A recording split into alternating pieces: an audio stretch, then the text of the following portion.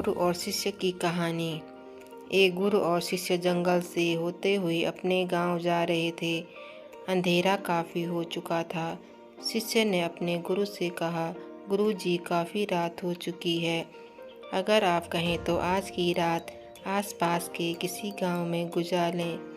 गुरु जी ने अपना सर हिलाया और पास के गांव में एक छोटे घर के पास जाकर रुके। अब जैसे ही वहां गए तो शिष्य ने दरवाज़ा खटखटाया।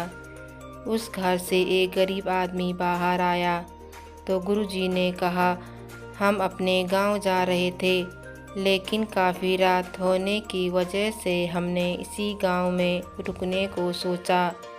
क्या हम आज रात आपके यहाँ रुक सकते हैं? गरीब आदमी बोला, हाँ क्यों नहीं, आप दोनों अंदर आ जाइए। अब जैसे ही गुरु अंदर गए उन्होंने देखा कि वह आदमी बहुत ज़्यादा गरीब था।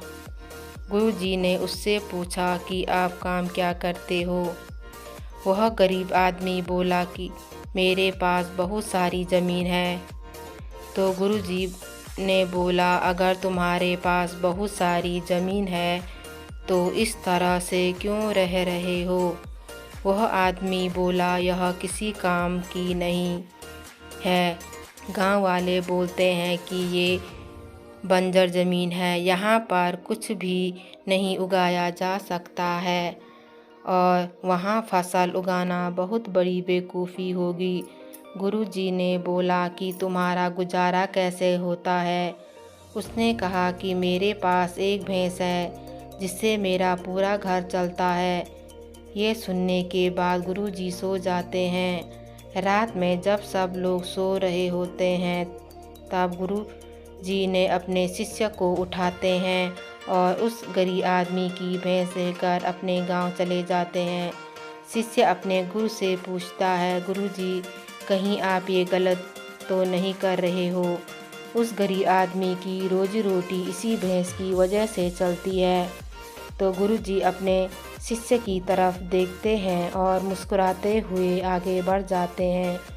उस बात को तकरीबन 10 साल गुजर जाते हैं और जो गुरु का शिष्य था वह बहुत बड़ा गुरु बन चुका था।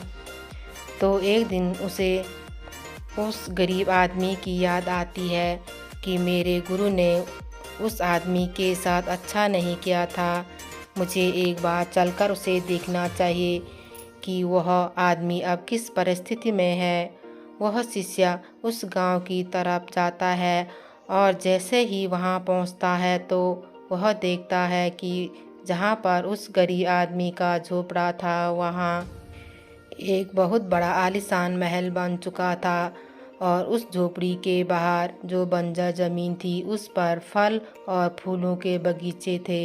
तभी उधर से उस घर का मालिक आता है। शिष्य उसे पहचान लेता है और उस आदमी को बोलता है, तुमने मुझे पहचाना? मैं अपने गुरुजी के साथ आया था।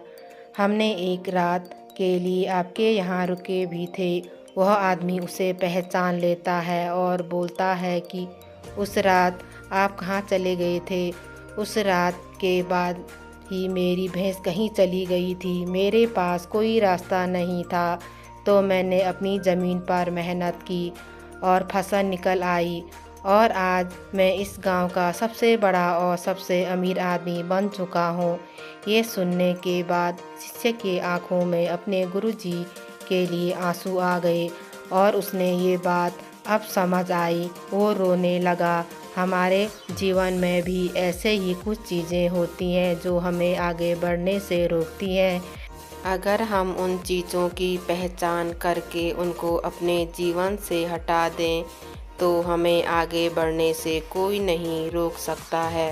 तो कहानी पसंद आई तो लाइक करें और चैनल को सब्सक्राइब करें। धन्यवाद।